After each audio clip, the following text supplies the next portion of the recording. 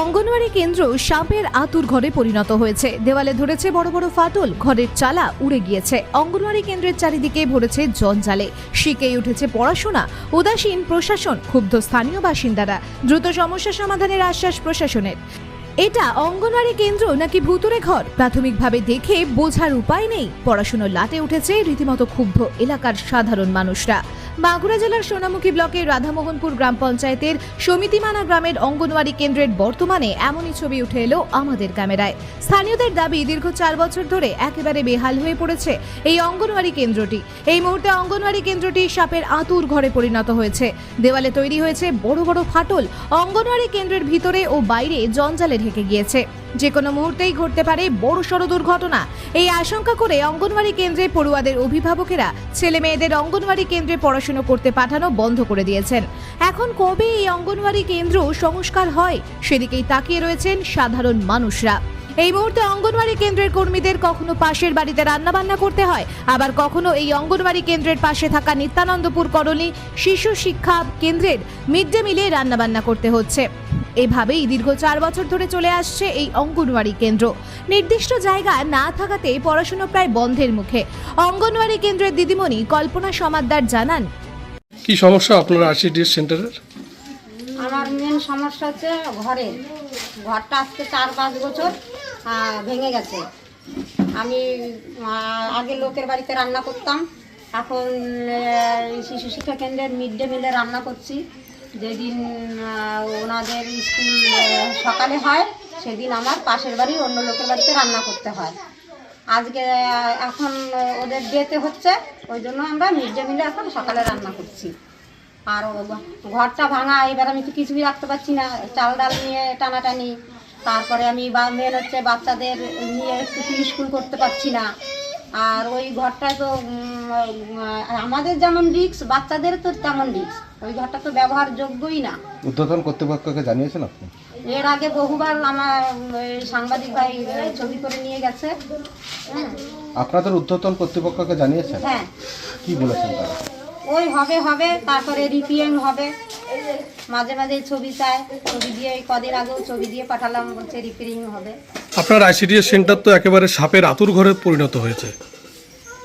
এবার যা জঙ্গল, এবার ওখানে তো ব্যবহারযোগ্য না হলে যা হয়। আচ্ছা, আপনি কি চাইছেন? আমি চাইছি আমার সেন্টারটা একদম নতুন হলে তো ভালোই হয়, কেননা ওই ঘরটা রিপেয়ারিং করলে বহুত রিস্ক। কি নাম আপনার? কল্পনা সমাদ্দার। আপনি এইখানকার কি দায়িত্ব আছেন? আমি অঙ্গনওয়াড়ি কর্মী। মৃণাল দাস, মৌসুমী দাস নামের অভিভাবকেরা জানান, অভিযোগ রয়েছে আপনাদের এখানে আইসিডিএস অভিযোগ সেন্টার। আছে এখানকার এই ঘর যে ভাঙা, আজ 4 বছর ধরে এরকম ভাঙা অবস্থায় পড়ে আছে। এর আগে কতবার ছবি করে নিয়ে গেছে, কোনো কিছুই তো হয়নি। এই জায়গাটা ঠিক না করলে বাচ্চাদের কোথায় রান্না করবে, কোথায় খাওয়াবে? এখন রান্নাবান্না কোথায় হচ্ছে তাহলে? এখন রান্নাবান্না লোকের ঘরে হচ্ছে। লোকের ঘরে কোনোদিন হচ্ছে, কোনোদিন হচ্ছে না। আমাদের এসে খালি হাতে ঘুরে যেতে হচ্ছে, রান্না হচ্ছে না। বাচ্চারা আসতো আগে, পড়তো, পড়াতে পারতো, এখন তো পড়ানোর জায়গায় নেই, পড়বে কোথায়? আর রান্না করারও জায়গা নেই। আজ 4 বছর ধরে এই অবস্থায় পড়ে আছে। আতঙ্ক নিয়ে কি ছেলেদের পাঠাতে হয় এখানে? এখানে আতঙ্ক নিয়ে ছেলেদের এখন পাঠানো বন্ধ একরকম। ছেলেদের পাঠাবে কি করে? এই ঘরের অবস্থা ভিতরে দেখুন, ভিতরে সব জঙ্গল, ঘরের চাল নেই। কি চাইছেন আপনারা?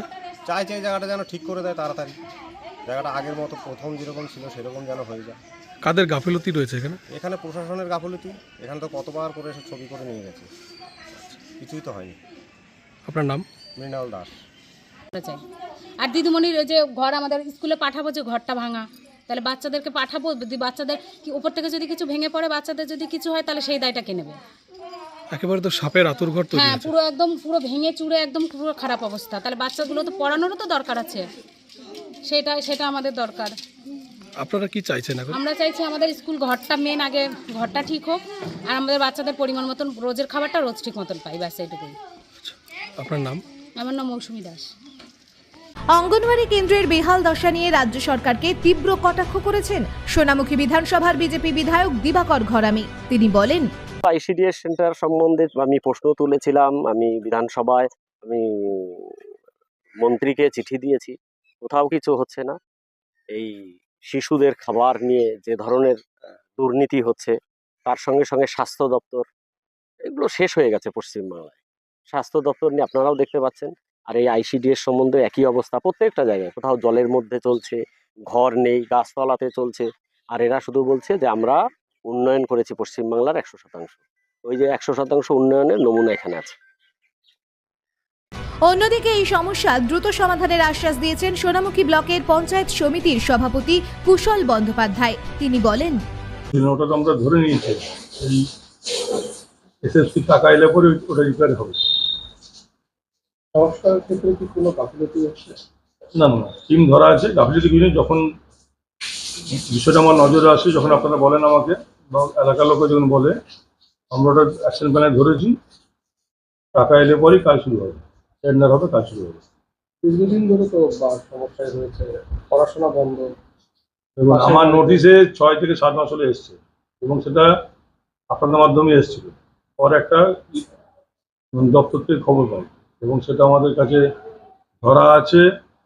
মানে আপনার অ্যাকশন প্ল্যানও ধরা হয়েছে, SSC ফান্ডে করবো এটাও ধরা আছে। আপনার টেন্ডার প্রক্রিয়া হয়ে টাকা ঢুকলেই পরই কাজ শুরু হবে। আপনার নাম করেছে? কুশল ব্যানার্জি, সভাপতি, সোনামী পঞ্চায়েত সমিতি।